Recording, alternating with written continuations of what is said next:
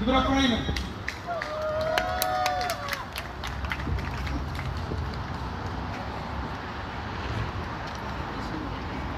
Hi. How's everyone doing? I seem to be out of my element because the majority of people here are musicians. So let's have a round of applause for all the musicians.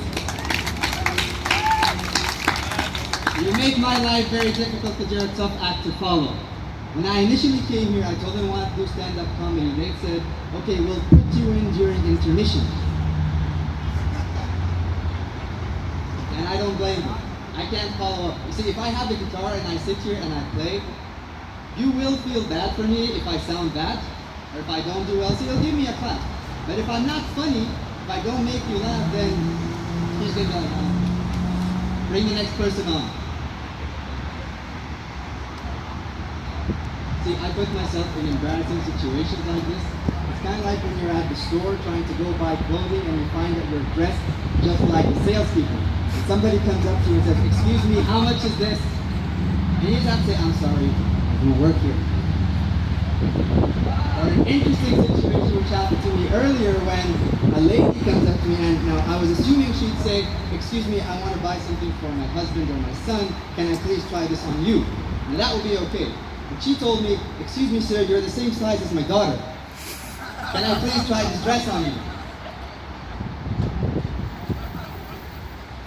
I'm sorry if I'm rusty. The last time I did stand-up comedy was almost a year ago for Ismani. And you've been there. Amazing. Everyone knows about it. Now, a lot of things have happened to me. A lot of things have changed. For one, back then I was engaged, and now I've been married for 7 months. And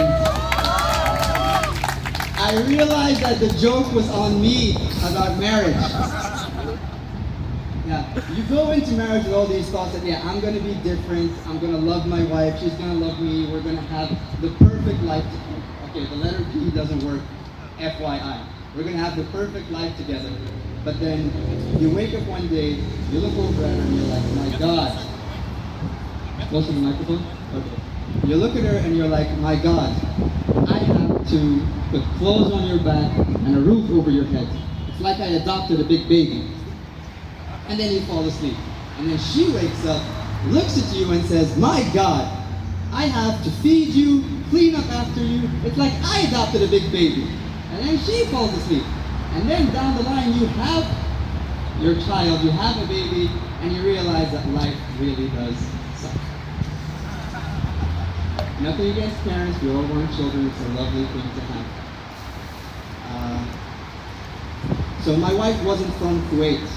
We were married outside and I came here and I brought her in. And one of the biggest challenges we faced was finding an apartment to live in. Because every place you go to, they advertise that, oh, it's super deluxe, 2 bedrooms, a maid's room, 2 bathrooms. You walk up there and you find that you cannot fit a conjoined monkey into those apartments and actually have enough space for all of its stuff. We'd go up there, the guy would show us around and he'd be like, oh, here's the bedroom, which is big as a matchbox. Here's the bathroom, which for some reason now expats don't deserve bathtubs. So you just have a hose sticking out of the wall to shower with. And I think the only way to make these rooms bearable is for you to have one room, your wife to have the other, and then you meet together in the living room to do your business, and then you each go back to your bedrooms. And in those bedrooms, you have to make a very important choice. You either put a bed there and throw your clothes in the corner like some animal, or you get a cupboard and you learn to sleep upside down, hanging from the ceiling like a bat. That's the only way we're going to fit in these apartments. How many expats do we have here?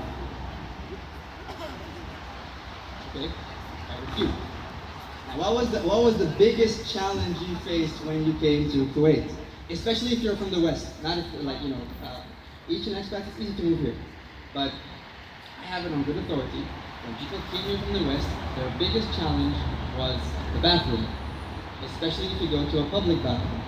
You do your business, and then you come to look on the side, and you're surprised realize that they don't have any toilet paper on the left.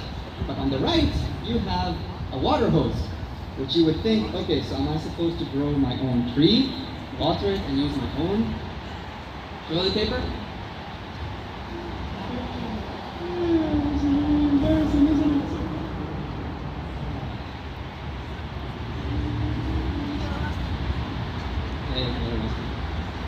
I'm sorry, I'm drawing blank because today I was running. I don't know if you all knew that there was a running event at Shark. I did 21 kilometers. I'm really tired, so it's really difficult to stand up. But it made me think. Now, who's familiar with Usain Bolt? Usain Bolt? You know him? What's he famous for? Fastest man alive. Okay, so now imagine you're going to watch Usain Bolt perform. And you see him there, he comes out of his room, he comes out onto the track, and he takes off his clothes, and his muscles are all rippling, and he looks very focused and determined, and he's looking where he's going to run. And everyone's just sitting there watching him. And then the gun sounds. 10 seconds later, he's done. Now, the problem is that once he's done, he's like all sweaty and looking around for photographers to take pictures of him, wrapping around in a blanket, the silver blanket that reflects heat, and he's very proud of his accomplishment, running in 10 seconds.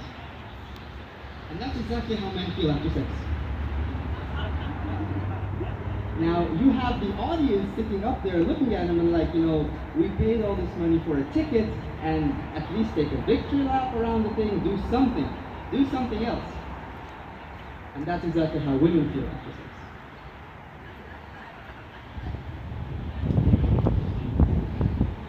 You've been a great crowd, thank you very much.